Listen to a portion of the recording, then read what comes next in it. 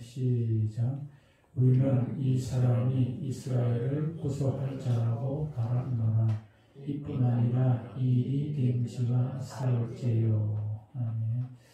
개역 한글입니다. 우리가 지금 보는 이 성경은 개역 개정인데 정확하게 말하면 개역 개정 4판입니다. 4판.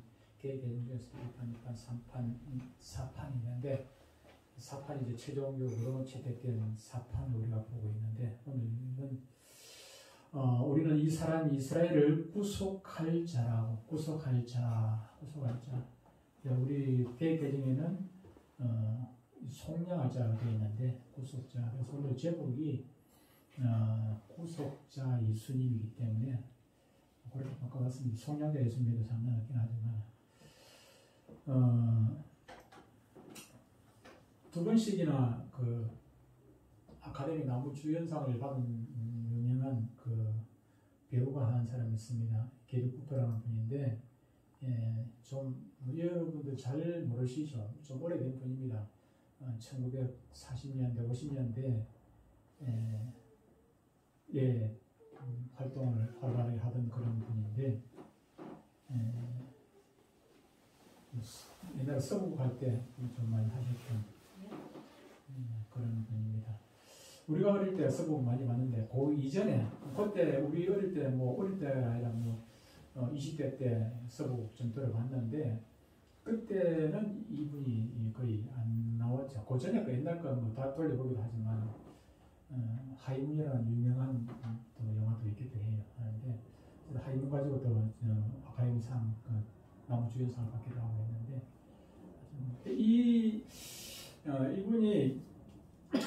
이렇게 배우가 된 데는 참 사연이 있습니다. 이분은 처음에 원래 그 배우로 데뷔를 한 것이 아니라 처음에 우리말로 하면 변사 같은 그런 역할인데 그 무대 뒤에서 이제 주연 배우의 옛날에 무성 영화 시대이죠, 그죠? 주연 배우의 그 대사를 대신 읽어주는 그런 역할을 하는 프롬프터라는 그런 직업을 가지고 있었습니다. 연극이나 아니면 영화나 막 뒤에 앉아가지고 우리나라의 그 지금 옛날에 중앙전이라든지 심청전이라든지 또 이수리와 심순애 같은 거 그런 거 보면은 변사가 해설까지 다 해요. 해설까지 다 하고 그렇게 하는 것인데 조금 비슷하긴 한데 해설한다기보다는 배우가 앞에서 하면은 주연 배우가 입맛도 원하지 않는 무슨 영화 시대니까 뒤에서 그때 이제 그 대사를 읽어주고 그렇게 하는 그런 직업이었는데 근데 이분이 하루는 실수를 해가지고 앞에 배우하고 따라오는 전혀 엉뚱한 걸 읽어줘 버렸어요. 엉뚱한 걸. 그 실수를 하는 바람에 공연이 완전히 엉망진창이 되었죠. 실패가 됐죠. 감독이 얼마나 화가 났겠습니까? 감독이 화가 나가지고 이 사람에게 그 실수에 대한 징계로 감봉 처분을 내렸습니다. 감봉 아시다시피 이제 우리나라는 월급인데 그쪽에 이제 주국이지 않습니까? 주국에서 얼마를 일정량을 깎아가지고 그걸 실수한 대가로 이제 하겠다는 것이야죠. 근데 감봉 처분을 내렸는데 근데 행정 직원이 뭐라고 대답을 하냐면은 이분은 감봉할 주급이 없습니다. 왜 주급이 없냐 하니까 이분은 이제 연습생이라 가지고 아직까지 주급이 안 나갑니다. 했더니 그래 그러면 이 사람을 에스트라로 배우로 바꾸라는 것이 에스트라로 배우 시켜가지고 그래 주급도 주고 주급 주고 거기서 감봉을 좀 깎으라는 거예요. 깎아가지고 하라고 그렇게 감독이 명령을 했다고 합니다. 그런데 프롬프터 시절에는 그렇게 실수도 하고 그렇게 했는데 에스트라로 딱 나오면서부터 이제 이분이 이제 빛을 발하기 시작하는 거죠.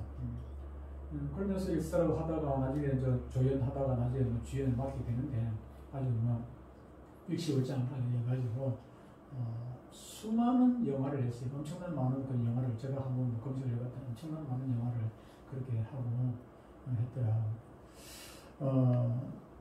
사람이 살다 보면은 참 좋은 일만 있으면 좋겠는데 아니면 또 이런 게리 쿠퍼처럼 또 안 좋은 일이 오히려 그 때문에 또 좋은 일이 되기도 하고 그러면 참 좋겠는데 어떤 경우에는 보면은 뭐 그런 경우도 있기도 하지만 참 많은 우리 시간들 우리가 돌이켜 보면은 과거에 보면은 수많은 시간들이 돈 때문에 뭐 어려움을 겪기도 하고 이런저런 뭐 건강 때문에 어려움을 겪기도 하고 이런저런 어려움을 겪는데 그렇기 때문에 뭐 심지어 뭐 자살하는 사람도 있기도 하고 그렇게 하죠. 그런데 많은 어려움들 중에 특히 이제 그 결정적으로 마지막 부분에 가가지고는 돈 문제가 결부되는 경우가 참 많이 있습니다. 요즘은 조금 뭐 그나마 좀 덜한데 보험 제도가 많이 있어가지고 잘 돼 있어가지고 그런 건 하는데 옛날에는 보험 제도가 없을 때는 자동차 사고만 하고 집안이 나오는 뭐 사고 크게 나면은 이거 뭐 보통 문제가 아니죠. 개인차가 사고 났다 하면은 개인 사고하는 사람들 뭐 사고 나면 나오게 되죠. 그렇게 얘기도 하고 또 개인 또 질병이 있을 때도 옛날에는 뭐 암이 걸려놓으면 뭐 보험되기 전에는 뭐 감당이 되겠습니까? 감당이 안 되죠. 개인 그럼 뭐 합니까? 뭐 집 팔고 나중에는 마지막에 농까지 다 팔게 되고 그런 경우가 생기게 되지. 근데 우리나라 사람들도 이게 참 뭐 부모로부터 물려받은 이 농토들을 참 쉽게 파는 것을 좀 두려워해요. 그래서 파는 것을 부모로부터 물려받은 거기 때문에 그렇지만 특히 우리 이제 성경에 보면 이스라엘 사람들은 이게 그 땅 같은 경우를 이걸 뭐 부모가 아니고 조상 대대로 내려오는 애초에 이제 가나안 땅에 그 정복을 하고 난 다음에 전부 토지를 다 가르잖아요. 그래서 자기 땅이 다 정해진단 말이에요. 정해지고 나면은 그것을 뭐 오죽하면 팔거나 사지를 않지요. 자기 땅 조상 대대로 그대로 자기 이제 후손들에게 물려주는 것으로 그렇게 되어 있다면. 그래서 어지간하면은 자기 땅을 남에게 팔지는 않습니다. 팔지는 않고 혹시라도 너무 뭐 불구죽을 행동이 돼가지고 이것을 팔았다 할지라도 언젠가는 그것을 다시 내가 사야지 하는 그런 마음을 먹고 있게 되지요. 그런데 뭐 사실 땅을 팔 정도 같으면은 형편이 뭐 안 좋으니까 땅을 파는 거 아니겠습니까? 이렇게 집에 땅을 팔 정도였으면 그것을 다시 회복한다는 것이 사실상 뭐 힘든 경우가 대부분이죠. 힘든 경우가. 단지 이제 어떤 누군가가 대신 그 땅을 사줘가지고 회복을 시켜주면은 그게 뭐 가능하지만은 땅을 파는 사람이 다시 그것을 되돌려 산다는 것은 결코 쉬운 일은 아니라는 것입니다. 그런데 여기서 땅을 우리 다른 사람이 대신 사주는 사람, 사가지고 회복시켜주는 사람, 그 사람을 후속자가 그렇게 하는 후속자.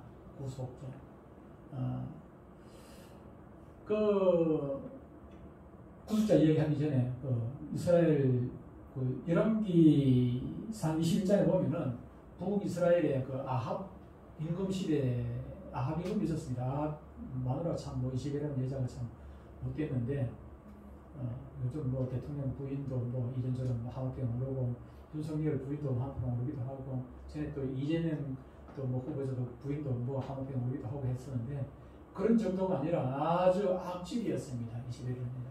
근데 이 아합 임금의 그 왕궁 바로 앞에 포도원이 묻힌 게 하나 있었단 말이에요. 근데 이게 사람이 기물쟁심이잖아요. 자꾸 보고 하다 보면 좋은 거 보면 욕심이 나게 돼 있단 말이에요. 자기 왕궁 앞에 포도원이 좋은 포도원이 있다 보니까 왕이 뭐 나와가지고 보다 또 보면 또 보이고 또 보고 지금 좋네 포도가 아이고 땅이 참 좋은가 보다. 자꾸 보고 하니까 자꾸 욕심이 생겨요. 지금 갖고 싶은 욕심이 생긴 거죠. 그래서 그 땅 포도원 주인을 알아봤더니 나봇이라는 사람이었어요. 나봇이라는 사람. 그래서 나봇을 이제 아합 임금이 불러가지고 설득을 합니다. 여보시오, 그 땅을 좀 나한테 좀 인계해 주시오. 내가 그 땅 대신 더 좋은 땅을 저 다른 쪽에 있는 거 줄 테니까 우리 왕궁 바로 앞에 있으니까 이거 내게 주고 내가 다른 땅 좋은 거 더 줄 테니까 그렇게 하시오. 만약 그렇게 하기 싫으면은 아니면은 돈을 받고 내가 돈을 호하게 치줄 테니까 나한테 좀 파시오. 그렇게 부탁을 한 것입니다. 그런데 이 나봇이 그것을 거절을 하게 됩니다. 감히 왕이 부탁을 하는데 그 왕이 부탁을 거절을 하더라는 것입니다. 왜 왕의 부탁을 거절합니까? 21장 3절을 보면은 나봇이 아합에게 말하되 내 조상의 유산을 왕에게 주기를 여호와께서 금하실지로다. 그러면서 그 땅을 못 팔겠다 하는 것입니다. 그만큼 이스라엘 사람들은 이 땅에 대한 애착이 강했다 하는 것을 보게 됩니다. 땅을 아까 얘기했다시피 땅을 팔 정도면은 뭐 궁하고 아무리 궁해도 어지간하면 땅을 팔지를 않죠. 땅을 팔지를 않고 결국은 이 아합도 나봇이 땅을 팔지 않으니까 나중에 이스라엘이 뭐 작당을 해가지고 좀 꾸며가지고 강제로 납을 죽여버리고 강제로 그 땅을 빼앗게 되는 것을 보게 됩니다. 누군가가 어쨌든 이게 땅을 한번 팔고 나면은 그것을 회복하기 위해 가지고는 누군가가 도와주어서 땅을 회복하고 또 모든 것을 회복하는 길을 열어주는 사람을 우리는 구속자라 한다 했습니다. 다른 말로 하면은 원어상에 보니까 다른 말로 하면은 속량자 그리고 기업 물을 자 또 보수자 등으로 그렇게 설명을 하더라고요. 구속자가 되기 위해 가지고는 두 가지 조건이 있습니다. 두 가지 조건인데 첫 번째 조건은 그 땅을 판 사람 다시 내가 땅을 좀 회복시켜 줄 그 대상자 있잖아요. 땅을 판 사람 이 사람의 친족이 가까운 친척이 되어야 한다는 것입니다. 이거 뭐 전혀 뭐 다른 사람이 그 사람 대신 뭐 돈 투자해가지고 땅을 사줄 이유가 하나도 없지요. 기업 물을 자는 가까운 친족이어야 한다는 조건이 있고 또 한 가지는 아무리 가까운 친족이라서 내가 땅을 사주고 싶더라도 돈이 없으면 형편이 안 되면 그걸 해줄 수가 없지요. 경제적인 능력이 되어야 그 땅을 찾아줄 수가 있는 것입니다. 구속자의 원리를 잘 보여주는 성경 이야기가 룻기서 이야기입니다. 룻기 이야기죠. 사사기 다음에 나오는 성경입니다. 거기 보면은 이스라엘에 큰 그 흉년이 일었습니다. 그 이스라엘 그 베들레헴에 나옴이라는 그 여인이 살았습니다. 나옴이라는 여인이 베들레헴에 살았는데 자기 남편은 엘리멜렉이고 두 아들 말론과 기론이라는 두 아들이 있었어요. 이 네 식구가 흉년 때문에 더 이상 견디지 못하고 그 이웃 나라 그 모압으로 이주를 하게 됩니다. 먼 나라가 아니고 바로 그 요단강 건너면은 애초에 요단 정복 가나안 정복하기 전에 마지막 코스가 모압이었죠. 그 모압이 뭐 가까우니까 요단강 건너에 그쪽에 모압 땅으로 이주를 하게 되는데 그런데 모압 땅으로 이사를 가고 나서 얼마 되지 않냐고 자기 남편 엘리멜렉이 그냥 죽어버렸어요. 죽고 자기 남편 죽고 난 다음에 그 다음에 이제 두 아들을 장가를 보냅니다. 모압 여인을 이방 여인 오르바하고 룻하고 두 여인을 맞이해서 아내를 그들 자식들 두 아들에게 아내를 주었는데 그런데 또 불행하게도 두 아들이 또 죽고 말았어요. 아버지 죽고 얼마 되지 않았는데 결혼하고 얼마 되지 않았고 자식 하나 낳지도 못하고 두 아들이 말론과 기론 두 아들이 다 죽게 되었어요. 흉년을 피해서 모압 땅에 갔는데 더 큰 흉년을 어떻게 보면 영적으로 가정적으로 더 큰 흉년을 만나게 되었죠. 그런데 실망한 중에 있는데 들려오는 소식에 이스라엘의 흉년이 이제 끝이 나고 좀 생편이 좀 괜찮아졌다는 그런 소문이 들립니다. 그래서 나오미가 더 있고 싶겠습니까? 남편 잃고 두 자식 다 잃어버린 그 동네에 남아 있고 싶은 생각이 없었겠지요. 그래서 고향으로 다시 돌아오기로 작정합니다. 그러면서 두 며느리를 이제 부릅니다. 오르바하고 룻을 불러가지고 내가 이렇게 해서 고향으로 돌아가려고 한다. 너희들은 뭐 남편도 없는데 내 따라올 필요가 없고 친정으로 돌아가라. 옛날에는 기대결혼이라죠. 기대결혼이 있어가지고 형님이 그 아이가 없이 죽고 나면은 후손 없이 죽고 나면은 동생이 형수하고 또 결혼을 해요. 동생이 형수와 결혼해가지고 아이를 낳아가지고 형님 대신 대를 잇는 그런 풍습이 있었는데 그래 나오미가 이제 내가 늙어가지고 이제 아이를 낳아가지고 너희들한테 그 신랑으로 주겠나 나한테 소망이 없다. 소망이 없으니까 너희들 그냥 친정으로 돌아가라. 이게 남편이 죽은 가구는 다시 재혼을 할 수가 있어요. 남편하고 이혼한 사람하고는 다시 재혼한 그것을 그때 당시에 아주 큰 죄로 여겼어요. 그러나 남편이 죽고 나면 남편으로부터 해방이 되어졌기 때문에 다른 남자한테 결혼해도 상관이 없었습니다. 그래서 진정 돌아가라는데 오르반은 그냥 예 알겠습니다 하고 돌아갔어요. 돌아갔는데 우선 절대로 나는 못 들어갑니다. 어머니가 머무는 곳에 나도 머물겠고 어머니가 가는 길에 나도 따라가겠습니다. 어머니가 믿는 하나님 내가 믿겠고 어머니의 백성이 나의 백성이 되겠습니다. 그러면서 마지막에 뭐라고 하면은 내가 죽는 일 위에 어머니를 떠나면 하나님께서 내 위에 벌을 내리시고 그 위에 벌을 더 내리시기를 원합니다. 내가 자기 죽는 것 외에는 나오미를 떠나지 않겠다고 그렇게 얘기를 하는 것입니다. 그러니까 나오미가 마음 독하게 먹었네 그런 생각을 했겠죠. 그리고 어쩔 수 없이 이제 나오미가 롯을 데리고 고향으로 돌아오죠. 고향으로 돌아온들 고향으로 돌아온다고 땅이 또 그냥 챙겨지는 건 아니지 않습니까? 떠나면서 이사 가기 전에 어려운 형편에 땅까지 다 팔고 갔던 것 같아요. 그래서 농사질 땅이 없으니까 나오미는 많이 늙었고 일도 못하고 그래서 롯이 이삭을 주고 생계를 이어가게 됩니다. 이스라엘은 우리나라하고 틀려가지고 우리나라는 그냥 배 다 배고 난 다음에 배나 보리나 이거 곡식을 다 거두고 난 다음에 흐르는 이삭 주워가지고 다 그까지 다 주고 다 챙기죠. 근데 성경을 보면 이삭은 주지 말라고 되어 있어요. 가난한 이웃을 위해 가지고 이삭은 주지 말고 그대로 하라고 그렇게 되어 있습니다.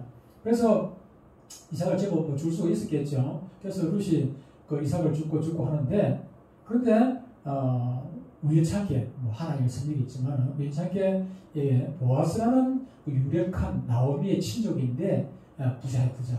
이 보아스의 밭에 가가지고 이 보리 이삭을 주게 되었어요. 근데 보아스가 보리 또 타작한다는데 나와보니까 저 못 보던 여인이 자기 논에서 밭에서 이삭을 주고 있거든. 그래서 이제 자기 아이들한테 묻습니다. 저 여인 처음 보는 사람인데 누구냐고 물으니까 그 2차 대차 해가지고 나오미의 자본데 이렇게 해가지고 그거 소문 들은 거죠. 나오미의 자부 룻이 모함 여인이었는데 이렇게 부모를 잘 섬기고 어머니 따라 이렇게 왔다 하는 거죠. 소문을 들은 거죠. 좋은 소문을 들었죠.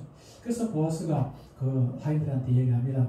저 여인이 이삭 주는 때는 일부러 좀 몇 묶고 뽑아가지고 바닥에 흘리나라 그래가지고 많이 쫓아갈 수 있도록 그렇게 하라 그렇게 했죠. 어쨌든 그렇게 해가지고 룻이 이제 그 생계를 책임지고 하는데 그 소문을 보아스가 나오미가 듣게 됩니다. 오늘 어떻게 이렇게 많이 가져왔느냐 그러니까 보아스라는 사람이 이렇게 해가지고 내가 이렇게 오늘 많이 이삭을 많이 주워오게 되었다고 얘기합니다. 그러니까 이제 이 나오미가 작전을 꾸미고 또 하나님의 섭리 가운데서 결국은 이 보아스가 이 나오미의 구속자, 나오미의 가정의 구속자가 되어줍니다. 그래서 그 땅들을 다시 사가지고 회복을 시켜주는 그런 일이 있었지요. 보아스는 나오미의 친족이었습니다. 그리고 보아스는 또 아까 얘기한 대로 경제적인 능력이 있었습니다. 두 가지 조건이 그대로 맞아됐죠. 그래서 구속자가 될 능력이 있는 그런 존재였다는 것입니다. 이런 보아스가 나오미의 가문을 외면하지 않고 그 가문의 모든 것을 회복해 주었다. 바로 구속자의 모습인 것입니다. 우리는 지난주에 인간의 타락과 결과가 결국 지옥행이라는 것을 배웠습니다. 지옥행으로 갈 수밖에 없는 인간을 여자의 후손된 예수님의 십자가 사건을 통해서 하나님 나라 백성이 되게 해주셨다 배웠습니다. 이것이 우리가 무슨 언약이 됐습니까? 무슨 언약? 은혜 언약이라 그렇게 우리가 배웠습니다. 그럼 이 은혜 언약의 대회에 아무나 들어가는 것입니까? 누가 들어가는 것입니까? 그것이 바로 오늘 공부하게 될 소요문답 21문에 설명이 어느 정도 되어 있습니다. 21문 제가 읽어보겠습니다. 하나님께서 택하신 자들의 구속자는 누구십니까? 구속자. 오늘 제목처럼 구속자는 누구십니까? 하나님께서 택하신 자들의 유일한 구속자는 주 예수 그리스도이십니다.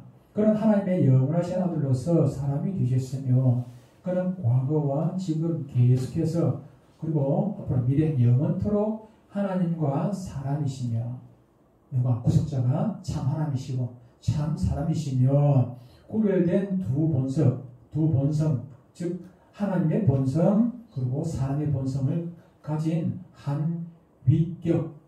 하나님에게는 실격이 있죠. 성부, 성자, 성령 실격이 있는데 두 본성을 가진 한 위격이십니다. 라는 답입니다.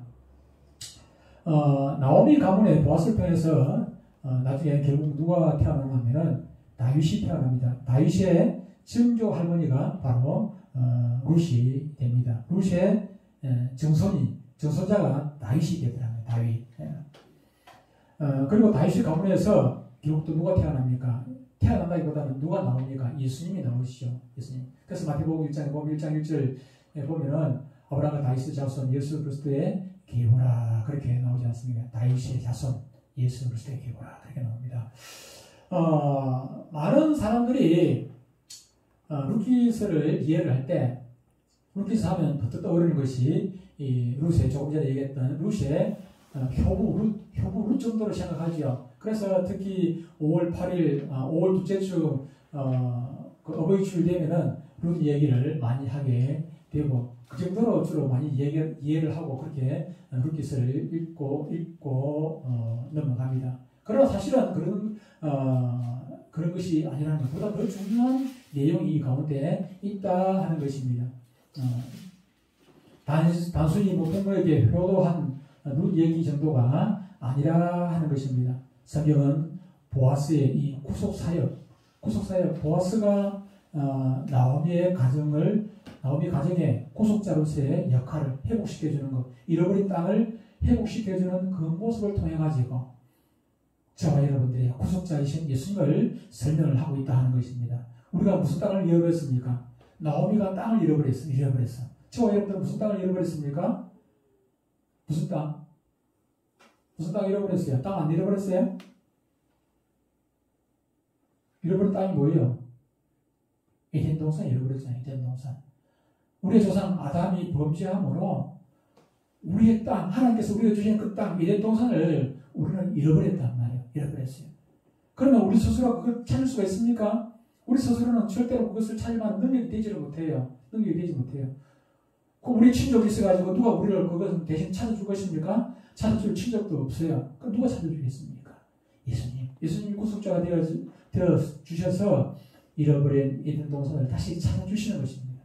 그 얘기를 지금 하고 있는 것이지 그냥 단순히 룻이 효부 어머니 나오미한테 그렇게 며느리로서 역할을 감당했다는 그런 얘기 정도가 아니라는 사실을 우리는 기억을 해야 하는 것입니다. 이 땅의 구속자가 친족의 생명을 위해 잃어버린 땅을 찾아 회복시켜 주듯이 예수님의 구속사역은 생명의 땅을 잃어버린 우리 인간의 그 생명의 땅을 회복시키고 찾게 하는 사역입니다.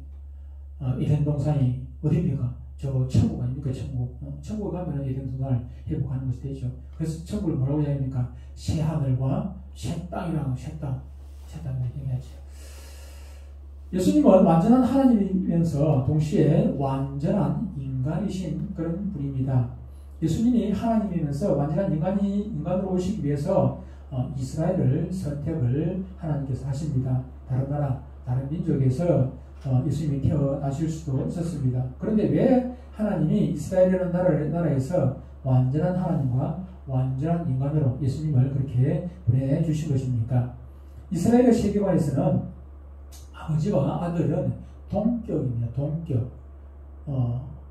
왕의 아들은 왕과 똑같은 취급을 받았다 하는 것입니다. 왕의 아들은, 왕자는 왕과 똑같은 취급을 받았고, 사장의 아들은 사장. 아버지의 자산이 내 자산이다. 아버지의 자산은 아들의 자산이, 아버지의 자산은 아들의 자산으로 그렇게 인정을 받는 것이죠. 받게 됩니다. 그러므로 다시 말해서 하나님의 아들이라 그러면은 그 아들은 바로 하나님과 동격으로 취급을 받게 되는 것입니다. 하나님 인간의 눈높이로 구속에 대해서 설명하시기 원하셔서 완전한 인간의 몸으로 예수님을 보내십니다. 그리고 그 예수님은 하나님을 뭐라고 부르십니까? 바로 아버지라 그렇게 부르십니다. 예수님께서 그 12살 되었을 때 보면은, 한 번은 그 성전에 갔다가, 부모와 같이 성전에 갔다가, 성전에 갔다가 돌아가는 길이에요, 돌아가는. 부모들은, 마리아와 요셉은 예수님께서 따라오는 줄 알고, 예수님 따라오는 줄 알고, 덜덜덜 한 사흘길 걸어가서, 사흘길 가다 보니까, 안 온단 말이에요. 안 와. 없어, 보니까. 그래서 사람들은 묻고 해서 다시 찰떡으로 다시 돌아가는 거죠. 돌아가다 보니까 성전까지 다시 돌아갔어요. 성전에 가보니까 예수님께서 성전에서 바리새인들하고 같이 막 토론을 하고 있어요. 그래서, 그 부모가 어찌해서 우리 안 따라오고, 이렇게 얘기 있느냐. 우리가 너 때문에 얼마나 걸심했는지 모른다. 그렇게 좀 책망을 하게 됩니다. 그러니까 그 대답으로 예수님께서 대답을 하십니다. 예수께서 이르시되 어찌하여 나를 찾으셨나이까? 내가 내 아버지 집에 있어야 될 줄을 알지 못하셨나이까? 이때 마리아는 이 말을 계속 가슴 깊이 또 새겨 듣기도 하지요.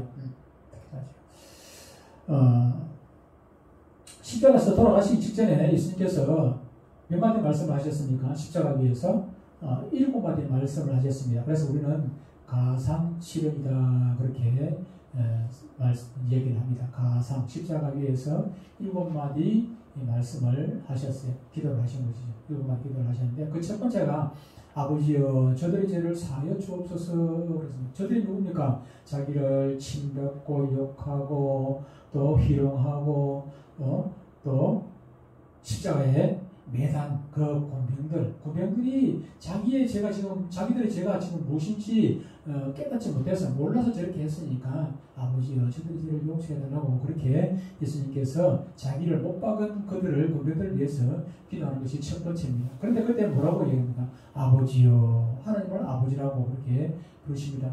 마지막 기도가 무엇이었습니까? 아버지여 내 영혼을 아버지 손에 부탁하나이다 그렇게 얘기합니다.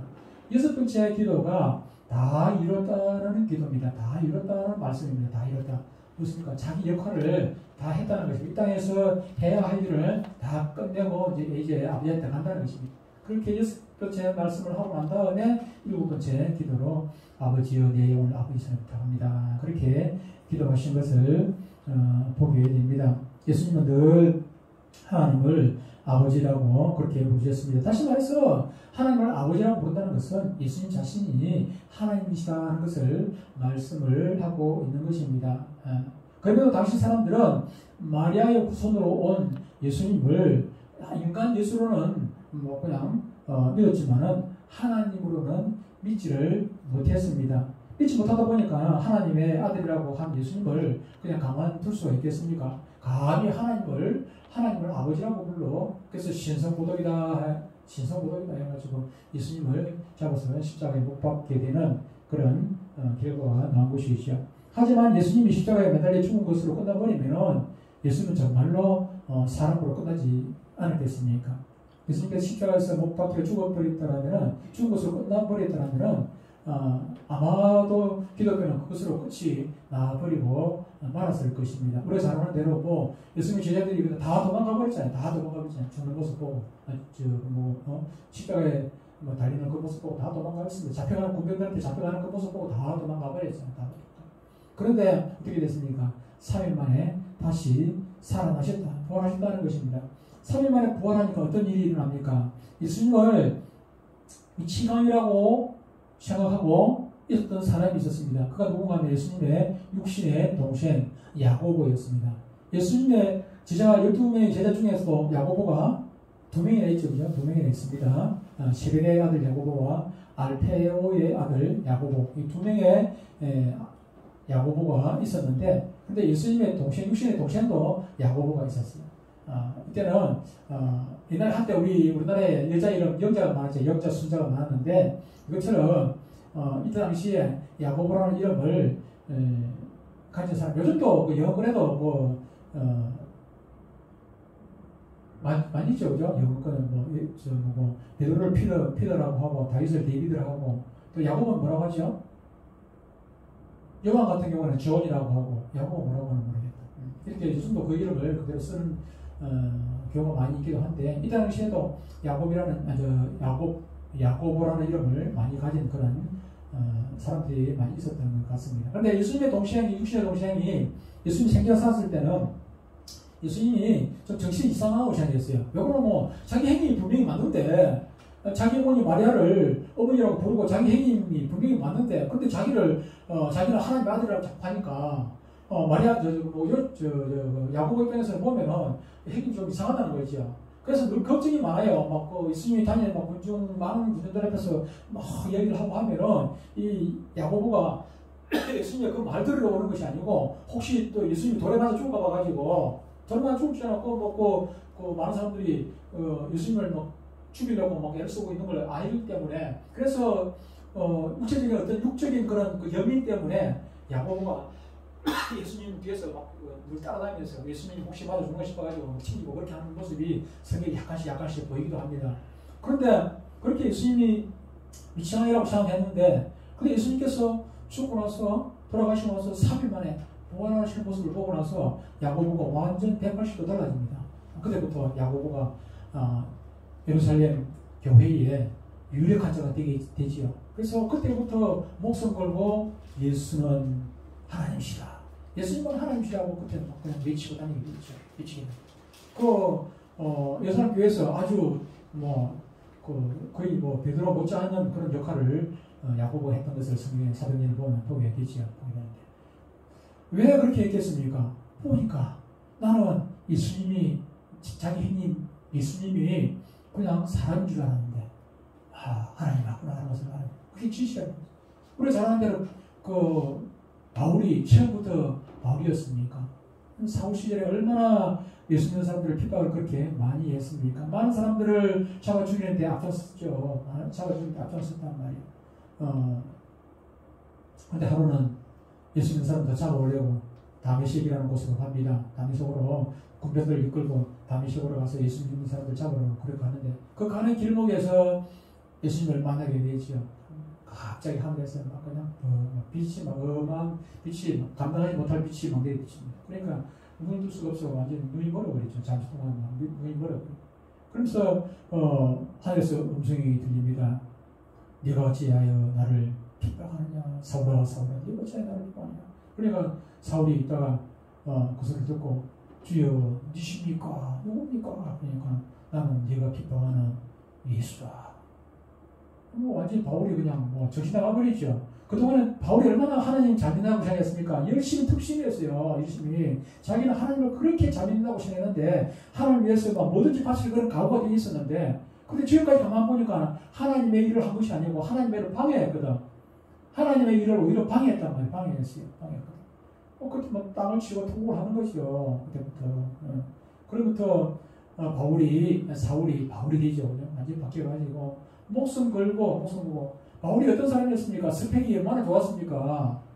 당시에 요즘으로 치면 하버드 대학 나왔죠. 하버드 대학 최고의 대학. 그럼 가발리엘 문화에 나왔다는 것은, 문화생이라는 것은 최고의 학부라는 것이죠. 그 정도 못하면 또 재능도 있었으니까 거기 또 그런 공부를 하지 않았겠습니까? 재능도 있었을 것이고 또 지혜도 있고 능력도 있고 다 있습니다. 그렇게 인정받는 사람인데 출신길이 앞으로 출신길이 딱 열려있는 사람이었습니다. 그런데 그가 예수는 하나님이다 그렇게 외치고 다니면은 그 출신길이 꽉 막히는 것이죠. 이제 출신길이 꽉 막혀요. 전혀 소망이 없습니다. 인정도 받지 못하고 그렇게 어려움을 겪게 되는 그걸 뻔히 알게 되죠. 뻔히 알면서도 내가 고난을 받게 되고 어려움을 당할 거라는 걸 뻔히 알면서도 바울이 야고보가 예수는 하나님이라고 그렇게 외치는 이유가 무엇입니까? 그것이 진실이기 때문에, 그게 진실이기 때문에 그들은 진리를 외면할 수가 없었던 것이죠. 어떤 아니겠습니까? 그런데 우리 사실 예수는 하나님이다 하는 것이 참 진리인 걸 우리 모두가 다 아는데, 그것을 외친다는 것은 요즘 세상에도 그렇게 쉽지를 않습니다. 제가 직장생활 할 때 보면은 많은 사람들이 집사가 아니라 장로가 되었음에도 불구하고 자기가 예수 믿는다는 것을 숨기려고 하는 사람들이 참으로 많이 있어요. 제가 직장생활 할 때 회사의 그 회장이 원불교가 되다 보니까 많은 사람들이 그냥 과장 정도까지 올라갈 때는 괜찮은데 거기에 부장 올라가고 이사되고 하면은 그러면 그 회장 눈에 띈단 말이죠. 회장 눈에 띄다 보면은 회장은 원불교인데 저 사람은 교회 장로라. 어떻게 됩니까? 그 직업이 제대로 되겠습니까? 안 돼. 회장 눈치 봐야 되고. 그래서 제가 신호할 때 보니까 대리까지는 신호에 나와요. 대리까지는 신호에 나오는데 과장 되면은 신호에 안 나와. 눈치 봐야 되니. 그때부터 출세기를 받을까 봐가지고 안 나오더라고요. 그 많은 사람들이 예수가 하나님인 걸, 그걸 진리인 걸 알지만은, 그런데 자기 출세기 때문에 그걸 떳떳하게 예수는 하나님이라고 말을 못하고 숨기고 사는 것이죠. 숨기고 사는 것이죠. 그게 쉬운 것은 아니다 하는 것입니다. 그런데 실제로 이 진리를 믿지 못하는 사람들이 참으로 많이 있었습니다. 많은 사람들이 예수는 하나님이긴 한데 사람은 아니다. 그렇게 말하는 이단도 있었고, 반대로 예수는 참 사람이긴 한데 하나님은 아니다. 그렇게 말하는 이단도 있었던 것입니다. 초대교회 이단 중에 아리우스라는 사람이 있었는데, 이 사람은 예수님이 인간보다 조금 뛰어나기는 하지만은, 보통 인간보다 뛰어나기는 하지만은, 그렇다고 하나님까지는 아니다. 그렇게 얘기를 했습니다. 그리고 반대로 아폴리나리우스라는 사람이 있었는데, 이 이단은 반대로 예수님은 사람처럼 보이긴 하지만은 사람 아니다. 저거는 하나님 맞다. 진짜 하나님 맞다. 사람 아니다. 그렇게 이야기를 했던 것입니다. 이 두 가지 경우 모두 역사적으로 다 이단으로 정죄를 받았습니다. 왜냐하면 예수님은 성경에 보면 예수님은 완전한 하나님이시고 완전한 사람이시라고 성경은 분명히 말씀을 하고 있기 때문입니다. 우리가 또 오해를 하는 것은 그럼 반은 사람이고 반은 신이냐, 반신 반이냐, 그렇게 오해해서는 절대로 안 됩니다. 100% 하나님이시고 100% 완전한 점과 흠이 없는 완전한 사람이다 하는 것입니다. 그런데 예수님이 완전한 하나님인 것과 완전한 사람인 것이 왜 그렇게 중요한가 하는 것입니다. 왜 중요한가? 사람과 하나님 사이에 죄가 들어와 인간에게 죽음이 들어왔다 했습니다. 이 문제를 양쪽에서 해결할 자가 필요합니다. 우리는 하나님께로 갈 수가 없어요. 하나님은 죄하고 완전히 담이 지어졌기 때문에 하나님께서도 우리 인간을 상대를 안 해요. 죄인하고 절대로 상대를 안 한단 말이에요. 그렇기 때문에 우리가 하나님께 못 가고 하나님이 우리를 상대를 하지 않냐고 그러면은 우리 영원히 하나님을 만날 수 있는 그런 길이 없는 것이죠.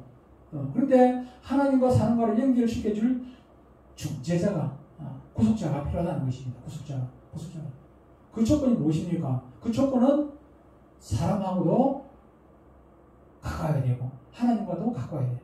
옛날에 중매 결혼할 때 처녀와 총각을 중매하기 위해 가지고는 처녀도 잘 알아야 되고, 처녀를 잘 알아야 총각한테 이런 처녀 나이가 몇 살이고 어떠고 해결을 설명해가지고 그 여자하고 결혼하라고 권하게 될 거 아닙니까? 처녀를 잘 알아야 총각한테 중매를 줄 수가 있어요. 또 총각을 잘 알아야 처녀한테 총각을 소개해가지고 중매를 할 것 아닙니까? 그죠? 마찬가지로 우리와 하나님, 사람과 인간과 하나님 사이에 중매를 하기 위해 가지고는 중매를 하기 위해 가지고 중재자가 되기 위해 가지고는 구속자가 되기 위해 가지고는 참 사람이야. 참 사람이 되지 않냐고는, 내가 사람이 되지 않냐고는 사람을 몰라. 내가 하나님이 되지 않냐고는 하나님을 알 수가 없어요. 그래서 완전한 이 땅의 중매자는 완전한 중매자가 아니지 않습니까? 그 처녀를 알아도 일부분만 아는 것이고 총각을 알아도 일부분만 아는 것이지만은 하나님과 우리 사이는 일부분만 알아가지고 되는 것이 아니거든. 완전히 알아야 되거든요. 그래서 예수님이 우리의 구속자가 되기 위해 가지고는, 중매자가 되기 위해 가지고는, 중보자가 되기 위해 가지고는 완전한 사람이어야 되고 또 완전한 하나님이어야 된다. 하나님을 알기 위해서 하늘에서 내려온 사람이 하나님을 100% 알지 누가 알겠습니까? 그죠? 예수님으로 말미암아 하나님과 인간의 죄로 인해 끊어져 버린 관계를 있게 연결하게 된 것입니다. 하나님과 관계가 회복되면 모든 것이 다 회복이 됩니다. 회복을 담당한 사람이 바로 구속자였습니다. 그 구속자가 바로 예수님이시라는 것입니다. 사람의 죄를 대신하기 위해서는 반드시 죄값을 치를 또 사람이 필요했습니다. 구약에서는 양을 잡아드렸잖아요. 그렇게 이야기할 수 있겠습니다만은, 구약에서 양을 잡아서 제사를 드리고 속죄제를 드리고 그렇게 한 것은 맞습니다만은, 그것은 예수님이 오시기 전에 한시적으로 그림자 역할을 했던 것이지, 실제로 보면은 그림자는 벗어나는 것이죠. 모델하우스 자주 얘기를 합니다만은, 모델하우스가 거기 들어가서 사는 것 아니지 않습니까? 모델하우스를 통해 가지고 뭘 진짜 집을 보여주는 것이죠, 그죠? 어린 어린 양을 통해 가지고 속죄제를 드리면서 누구를 보여주는 것입니까? 그 어린 양이 예수님을 보여주는 것입니다. 예수님. 진짜는 어린 양이 아니라 어린 양 대신 예수님이 진짜죠. 그렇죠? 그리고 하나님과 단절된 관계를 회복하기 위해서 죄를 속할 뿐만 아니라 하나님께 나아갈 정보자가 필요하다. 이 정보자는 사람으로서는 하나님께 나아갈 수가 없다고 설명을 드렸죠. 그죠? 택함받은 자들의 구속자는 오직 예수 그리스도 한 분밖에 안 계십니다. 예수 그리스도는 하나님의 영원한 아들로서 사람이 되셨습니다. 예수 그리스도는 한 인격 안에 두 가지 성품, 곧 신성과 인성을 가지고 계신다 했습니다. 인간의 죄를 속죄하기 위해서는 신인 양성을 가지셔야만 가능하였기 때문에 예수님만이 우리를 위한 구속자가 되십니다. 이 예수님의 놀라우신, 그냥 우리가 대충 그냥 예수 믿는 정도가 아니고 예수님께서 우리를 속량하기 위해 가지고 구속자가 되시기 위해 가지고 어떤 이런 일들이 일어났는지를 우리가 깊이 깨닫고 그 놀라운 은혜를 그걸 깊이 깨달음으로 말미암아 하나님의 은혜가 얼마나 크고 놀라운 것을 우리가 알게 되는 것 아니겠습니까? 이 놀라운 하나님의 은혜를 우리가 깊이 깨닫고 주님 나라가는 그날까지, 주님 만나는 그날까지 늘 주를 위해서 사시고 주님께 영광 돌리며 사시는 복된 성도들 되시기를 주님 축복합니다. 기도하겠습니다.